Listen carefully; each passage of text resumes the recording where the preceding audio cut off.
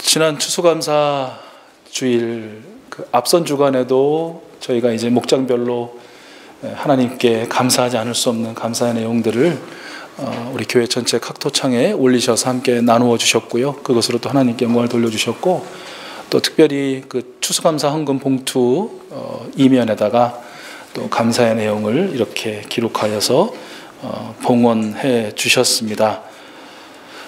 사실 저는 그 내용을 보면서 좀 많이 놀랐습니다.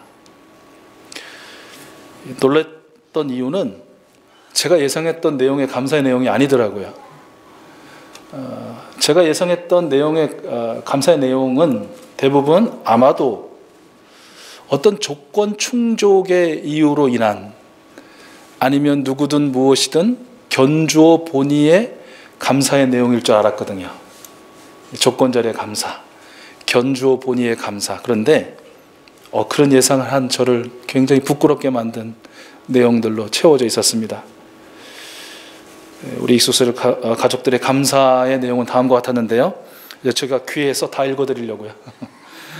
한 해 동안 사랑으로 보살펴 주셔서 감사합니다. 하나님의 가족이 되게 하시고 가족 모두가 하나님을 믿게 하심이 최고의 기쁨이며 감사입니다. 뜻하지 않은 가장의 질병을 치유해 주시고 이로 인한 말씀과 예배의 회복을 얻게 하시니 감사합니다. 하나님께서 늘 가족 모두와 함께 해주시고 익숙수 교회 공동체를 사랑하게 하시니 감사합니다. 주님의 말씀과 함께 살게 하시니 감사합니다. 생명과 구원의 은혜 주시고 임마누엘의 은혜 베푸시니 감사합니다. 하나님께서 나와 함께 하셔서 하나님의 자녀로 하나님 편에 서서 살게 하심에 감사합니다.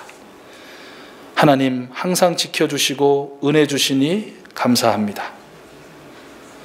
살아가게 하심이 감사입니다. 하루하루 삶을 하나님의 은혜로 삽니다. 나의 나 된 것은 하나님의 은혜입니다. 이상의 내용이었습니다. 얼마든지 변할 수 있는 상대적인 감사 또는 조건절의 감사가 아니라 결코 어떠한 이유로도 변하지 않을 절대적인 감사, 어떻게 보면 그럼에도 불구하고의 감사였다는 것이죠. 임금님, 우리를 지키시는 우리 하나님이 우리를 활활 타는 화덕 속에서 구해주시고 임금님의 손에서도 구해주실 것입니다. 비록 그렇게 되지 않더라도 우리는 임금님의 신들을 섬기지도 않고 임금님이 세우신 금 신상에게 절을 하지도 않을 것입니다. 라는 다니엘의 세 친구 하나냐, 미사엘, 아사랴의 고백과 같은 그런 고백이라고 저는 느껴졌습니다. 성부 하나님께서 우리를 선택하시고 매일 새로운 숨을 불어넣어 주셔서 오늘을 살게 하심에 감사. 그것도 감사한데 성자 예수님께서 우리로 복음의 진리를 믿게 하셔서 구원을 얻게 하시고 우리 주님 다시 오시는 그날 당신과 같은 영광을 얻게 하심에 감사. 그것도 감사한데 성령 하나님께서 우리를 거룩하게 하셔서 영원한 하나님의 나라를 갈망하며 하나님의 사랑과 정의로 다스려지는 하나님의 나라를 꿈꾸며 이 세상이 그 하나님의 나라가 되기를 바라며 열심히 살아가게 하심을 감사. 성삼위 하나님의 은혜에 대해 이렇게 감사하는 우리 익숙수 가족들을 하나님께서 어찌 더욱 사랑하시지 않으실 수 있을까? 그런 생각이 들었습니다. 그래서 사실은 담임 목사라서 굉장히 기쁘고 참 마음 뿌듯했었습니다. 오늘 우리 짧은 본문을 함께 읽으셨지만 오늘 본문을 기록한 사도 바울도요, 이 본문을 받아보고 있는 데살로니가 교회의 성도들을 향해서 같은 마음이었던 것 같아요. 저하고 같은 마음이었던 것 같고 또 똑같은 말을 하고 있습니다. 13절 상반절에 보니까 주님의 사랑을 받은 형제자매 여러분, 우리는 여러분의 일로 언제나 하나님께 감사하지 않을 수 없습니다. 감사할 수밖에 없다는 것이죠. 바로 데살로니가 교회 공동체 때문에요. 주님의 사랑을 받았고 지금도 받고 있고 또 영원히 받을 성도 여러분이라고 이렇게 부르면서 얼마나 그들이 사랑스럽고 또 얼마나 그들이 자랑스러운지. 사실 데살로니가 전서만 봐도 사도 바울은 곳곳에서 이 교회 공동체를 자랑하고 있어요. 축복하고 있어요. 정말 여러분을 인해서 언제나 내가 하나님께 감사합니다. 여러분을 생각하면 제 마음이 기쁘고 즐겁고 하나님께 감사합니다라는 말을 여러 차례 반복해서 이야기해요. 또 여러분은 우리의 영광이고 기쁨입니다 라고도 얘기합니다. 심지어는 여러분이야말로 예수 그리스도를 만나게 될 그 마지막 날에 저의 자랑과 면류관입니다. 이렇게까지 이야기를 하고 있어요. 왜냐하면 데살로니가 공동체도 성삼위 하나님을 향한 절대적인 감사가 있었다는 것이에요. 무엇 때문에? 또 무엇이라면이 아니라 그죠.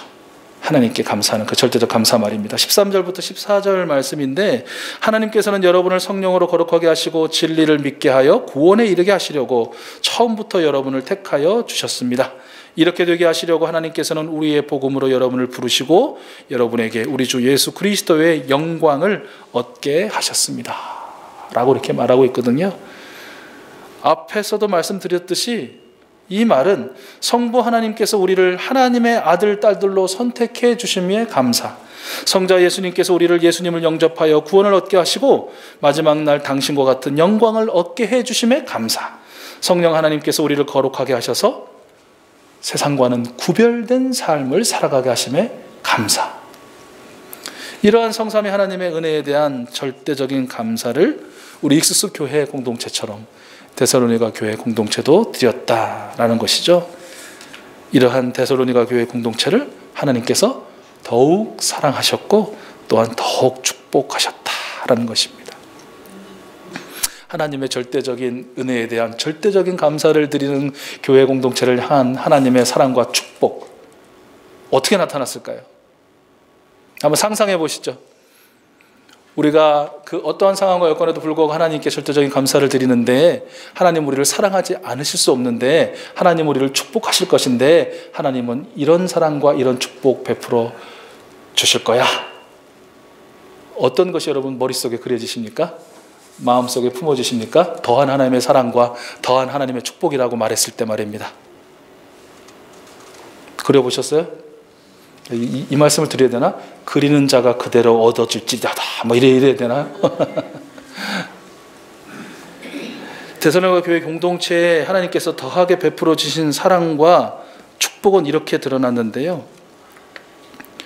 데살로니가 교회 공동체는 믿음의 행위와 사랑의 수고와 예수 그리스도께 둔 소망을 굳게 지키는 인내가 더욱 강하여졌더라라는 것입니다. 믿음과 사랑과 인내의 소망이 강해지는 축복, 더해지는 은혜, 바로 그 교회 공동체에 임했다는 것이죠. 데살로니가 후서 1장 3절과 4절을 보면 이렇게 기록되어 있는데 그들의 믿음이 크게 자랐다. 자란 믿음은 각자 서로에게 베푸는 사랑이 더욱 풍성해지는 것으로 또 많은 박해와 환난 중에도 인내하고 끝까지 믿음을 지키는 것으로 증거되었다라는 것입니다. 좀 다르신가요?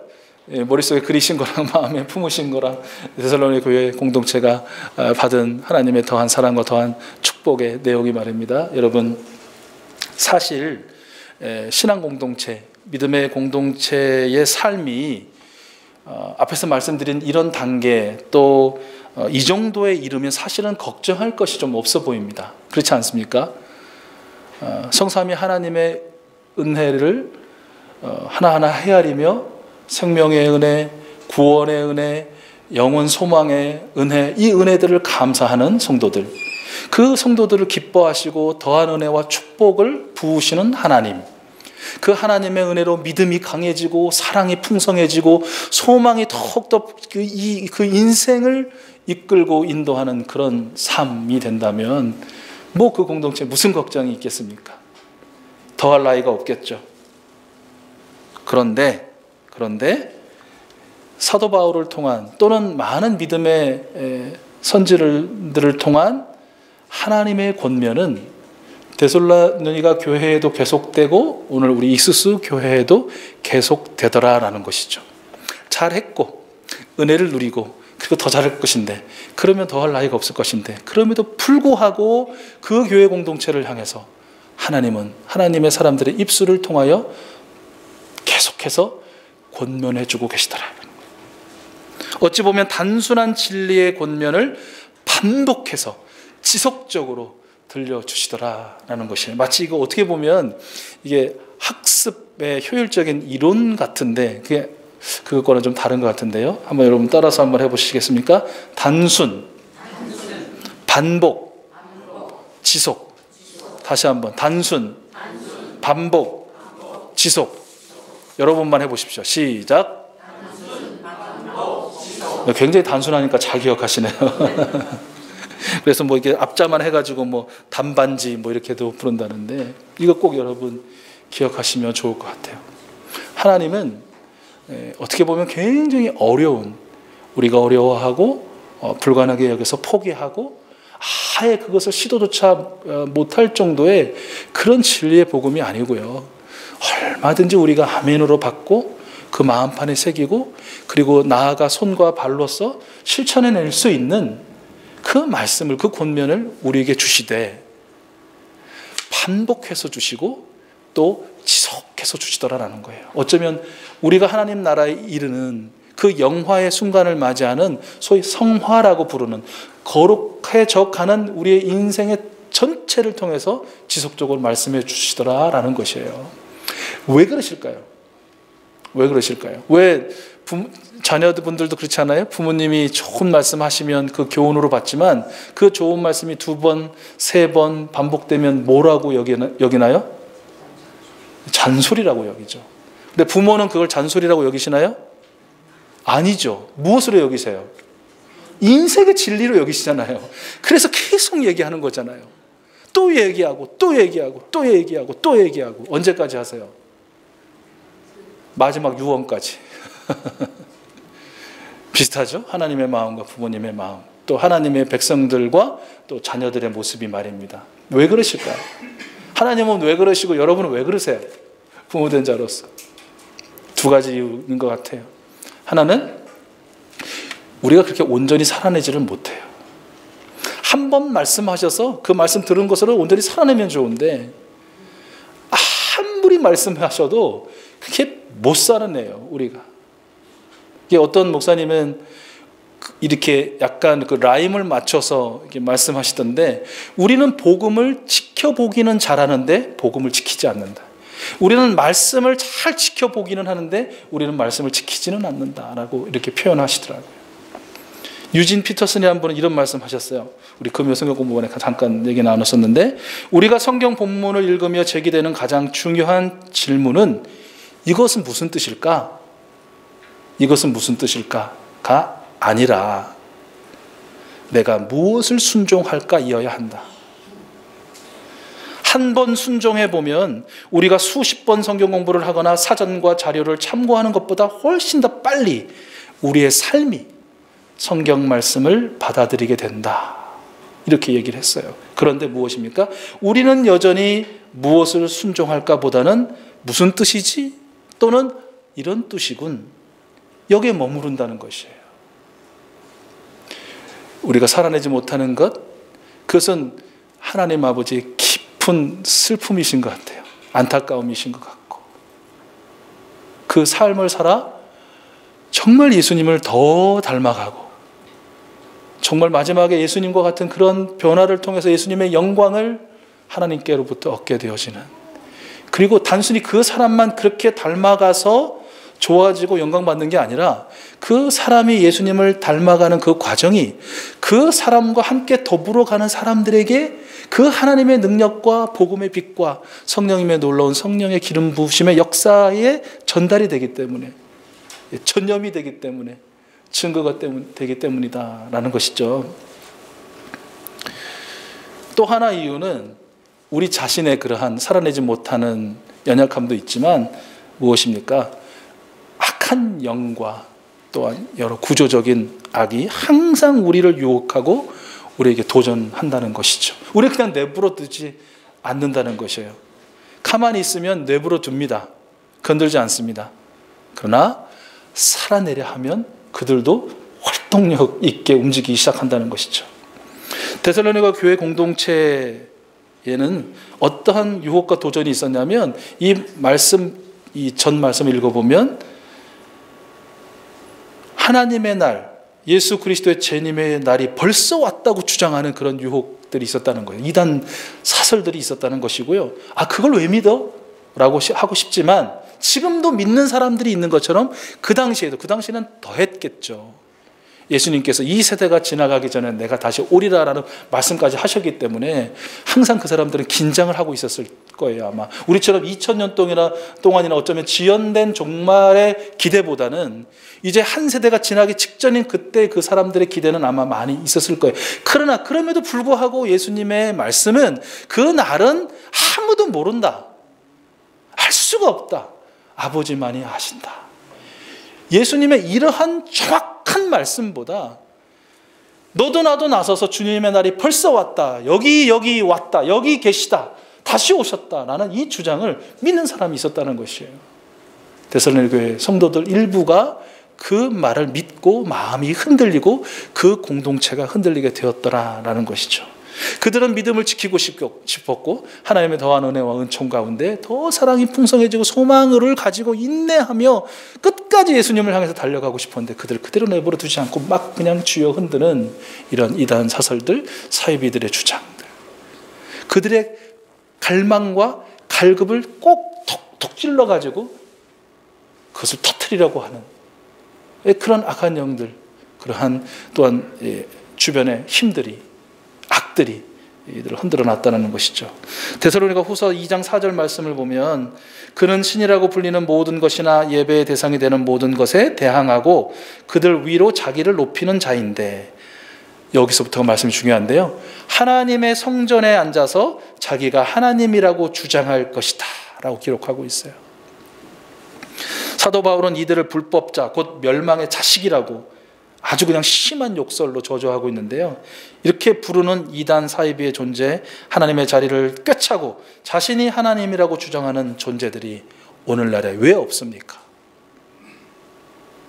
이단 사이비가 될 수도 있고 또 우리를 심각하게 쥐어 흔드는 돈과 권력과 또 쾌락과 이런 모든 것들이 될 수 있을 것입니다. 이것들은 결국 하나님의 최후 심판을 피하지 못할 것이나 그 마지막 날을 소망하며 오늘을 살아가는 우리를 항상 유혹하고 위협하는 존재들임에는 틀림없다라는 것이에요. 정리해보면 하나님은 왜 우리에게 진리의 말씀을 반복해서 지속적으로 들려주시는가? 우리의 죄의 본성으로 인하여 우리가 그리 살아내지 못하고 있고 우리도 문제인데 우리를 감싸고 있는 모든 세력들이 그런 삶을 못 살도록 우리를 항상 시험하고 유혹하고 도전하기 때문이다라는 것이에요. 얼마나 감사합니까? 부모님들 그렇잖아요. 자식들에게 이야기하고 안 듣고 안 들으면 최후에 무슨 말씀하세요? 최후에 무슨 말씀하세요? 겉으로는 안 하시더라도 속으로 뭐라고 말씀하세요? 말 안 듣는 자식들 향해서 너무 선한 부모님들이라가지고 그런 얘기를 하시고, 그래 네 알아서 살아라, 네 멋대로 살아라. 물론 그렇게 유기하지는 못하죠. 버려두지는 못하죠.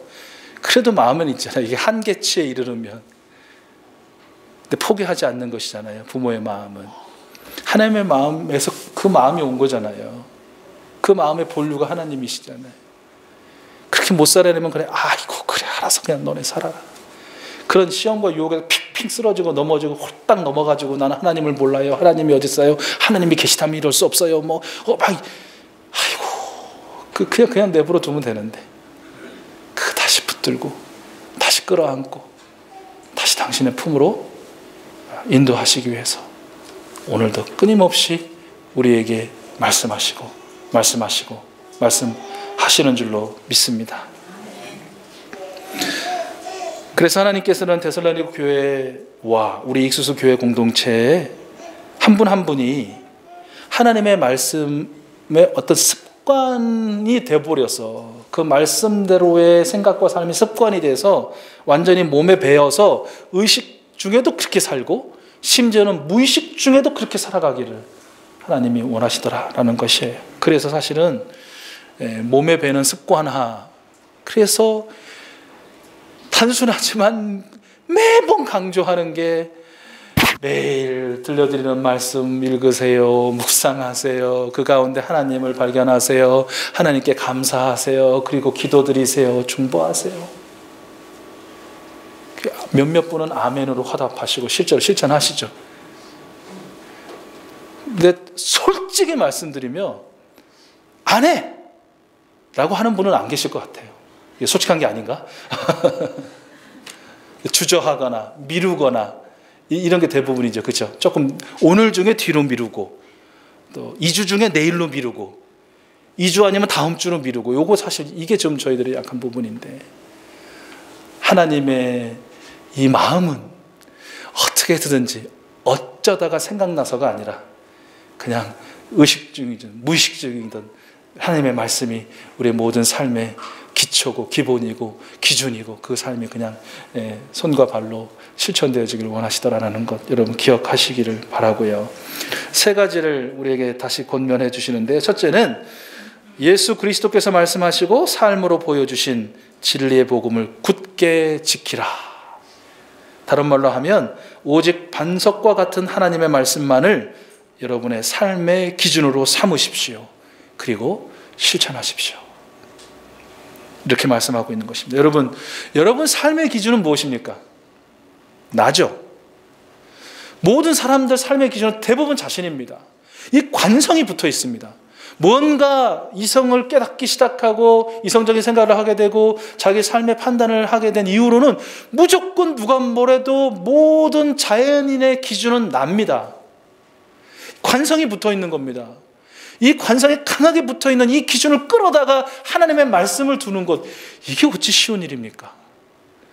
20년 겨우 이제 약관의 세월을 보낸 사람도 그 별로 그렇게 자기 자신을 기준 삼아 산 게 적기 때문에 산 세월이 딱 하나님의 말씀으로 끌어다가 놓는 것도 어려운데 70년, 80년을 내 말씀, 내 마음대로, 내 뜻대로 사신 분이 이거 기준을 하나님의 말씀으로 맞춘다는 건요, 이거 정말 쉬운 일 아닙니다. 그러나 항상 우리 이야기하죠.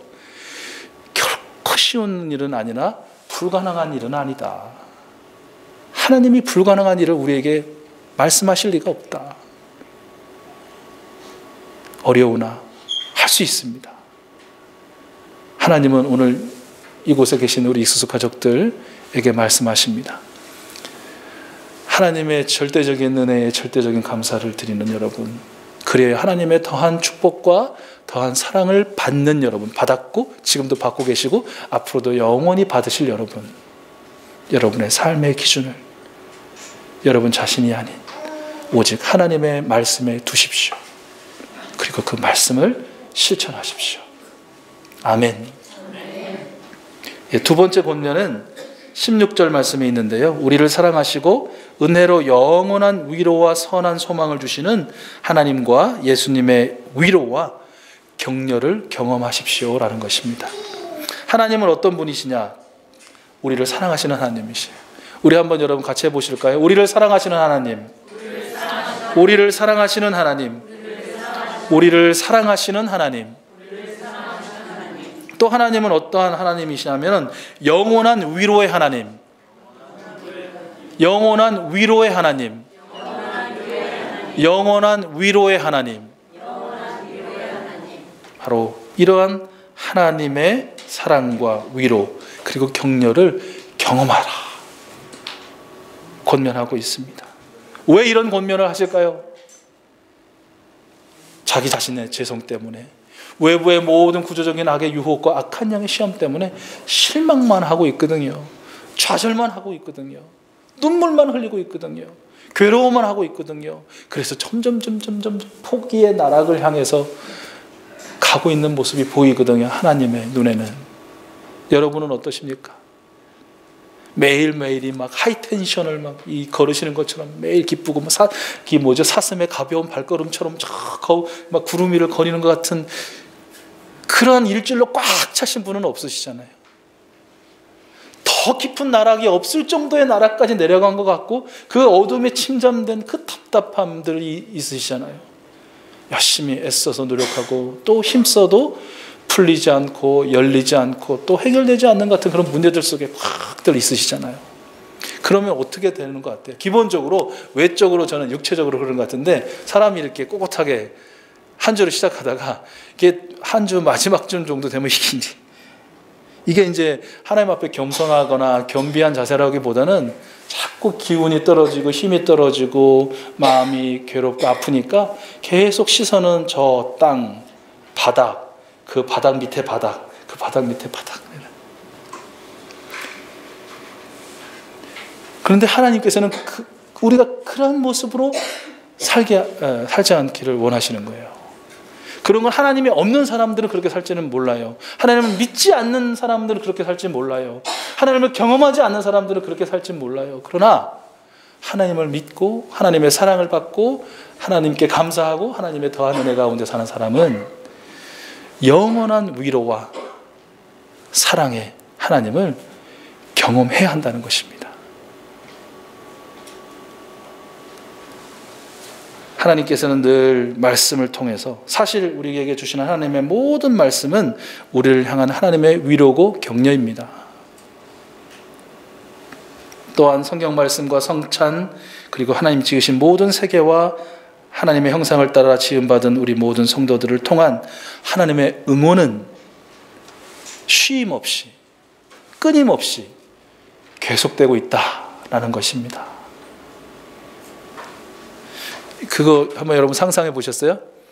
이게 너무 사랑하는 사람이 그 곁에서 그 앞을 뛰어다니고 또 그의 등 뒤에서 그의 양옆에서 정말 치어리더 저리 가라 하면서 뭐 힘내라 힘내라 막 수수를 흔들고 박수를 치고 막 그냥 탬버리를 울리고 때로는 나팔을 불면서 화이팅 화이팅 화이팅 막 이랬는데 그 대상은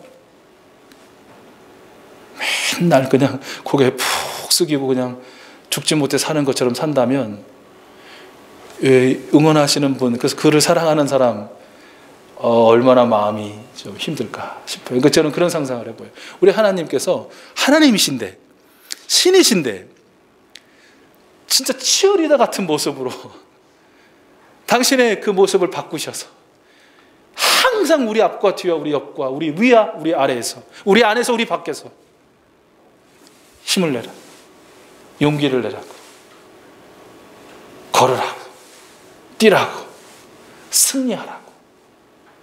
뭐 흔들고 말과 구호만이 아니라 힘도 주시고 능력도 주시고 믿음도 더해 주시고 그의 사랑도 더해 주시고 벅찬 소망을 더해 주신다라는 것이 우리 하나님은 여러분 사랑하는 이수수 가족들 여러분 온 주변과 여러분 마음 안에서 충만하게 여러분을 위로하고 여러분을 격려하고 여러분을 응원하고 계십니다.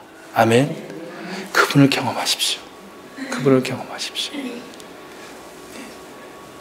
눈을 들어서 하늘을 바라보시고 마음을 열어서 그분의 영이 우리 안에 살아 계시고 있다는 것, 살아 역사하신다는 것을 여러분 또 느끼시고 여러분 곁에 더불어 살아가게 하신 분들의 손과 손을 잡으시면서 그 손에서 전해오는 그를 통한 하나님의 그 사랑의 능력을 여러분 경험하십시오. 일어서시고 걸으시고 바라보시고 만나시고 손을 잡으시고 어깨를 함께 또 거시고 그 걸음을 걸어가시는 이 한 주간이 될 수 있기를 축복합니다. 마지막 세 번째 본면은 모든 선한 일과 선한 말을 굳게 지키라라는 17절 하반절의 말씀이에요. 데살로니가 교회 공동체에 자랑이 있었는데요. 그 중에 가장 큰 자랑은 믿음의 행위였어요. 그런데 믿음의 행위가 어떻게 나타났냐면 각자 서로에게 베푸는 사랑이 더욱 풍성해져 가는 것으로 나타났어요. 믿음이 뭐예요?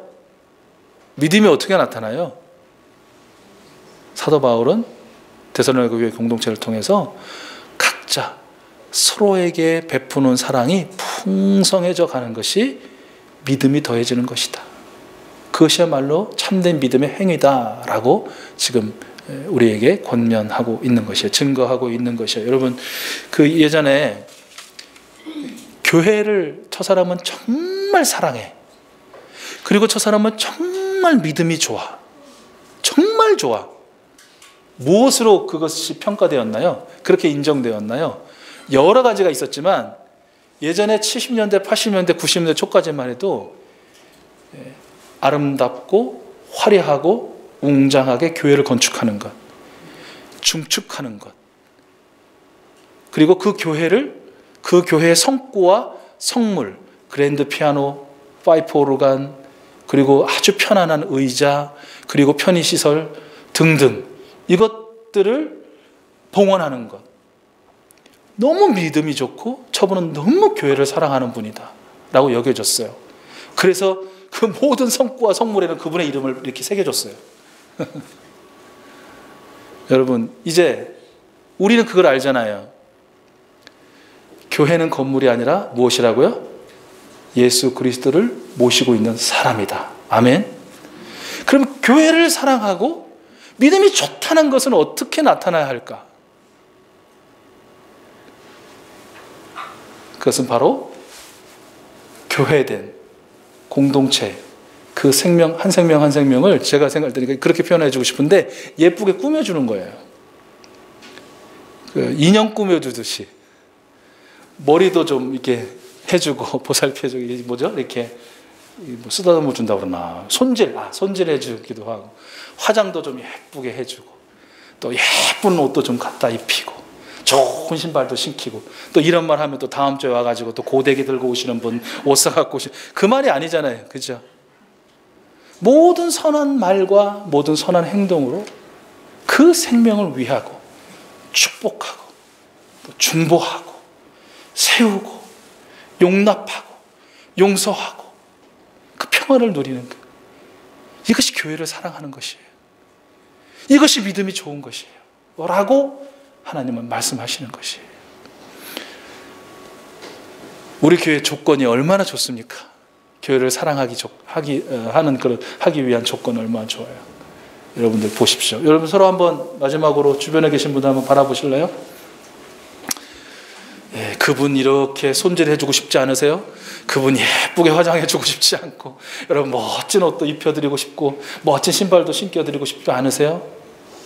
그분의 영혼을 여러분 더 섬기고 사랑하고 싶지 않으세요? 그것이 교회를 사랑하는 것입니다. 그것이 믿음이 좋아지는 것입니다. 예, 우리는 주님이 원하시는 그 교회가 되고 싶어서 가정교회를 하고 있습니다. 오늘 하나님이 주신 이 권면, 즉 우리의 모든 삶의 기준을 하나님의 말씀으로 삼고 실천해내는 것, 우리는 이것을 위해서 산 공부를 통해서 끊임없이 또 배우고 있고요. 또 하나님의 위로, 그 하나님의 사랑을 경험하는 그 자리가 바로 우리 이 예배의 자리이고 또 목장의 자리이기도 하고요. 또 교회를 사랑하는 마음, 믿음이 더해지는 마음으로 그 사랑하는 성도를 위하고 세우고 또 섬기는 그것이 또 우리 목장 가운데에서도 경험되어지고 있고, 하나님의 권면을 흘려보내지 않고 흘려듣지 않고 모른 척하지 않고 열심히 실천하고 살아내려고 몸부림치고 있는, 정말 최선을 다하고 있는 우리 익수수 교회 공동체에, 또 우리 익수수 교회 공동체 각 목장마다, 그리고 여러분 한 분 한 분과 여러분이 허락해 주신 모든 가족들 위에 우리 하나님이 사랑하지 않으실 수 없어서 더한 은혜, 더한 축복을 부어주셔서, 그리하여 또 이제 머릿속에서 그리는 거, 가슴속에 품는 거 말고 우리 모두의 믿음이 더 강해지고 예수님의 사랑으로 더 풍성해져서 그 풍성해진 사랑이 우리 모든 주변과 이 사회와 이 나라와 열방 가운데 흘러가게 되고, 또 이랬기 때문에 아무 아픔과 환난도 없으면 좋겠으나 여전히 있을 수밖에 없는 모든 육체의 질병과 마음의 고통과 악한 영의 유혹과 시험에도 끝까지 인내하는 그 굳은 인내와 최후의 승리가 바로 우리 모두에게 더해질 줄로 믿고, 소원은 우리 한국교회 모두에게 이런 하나님의 축복이, 더한 사랑이 임하게 될 수 있기를 소원하고 또한 중보합니다.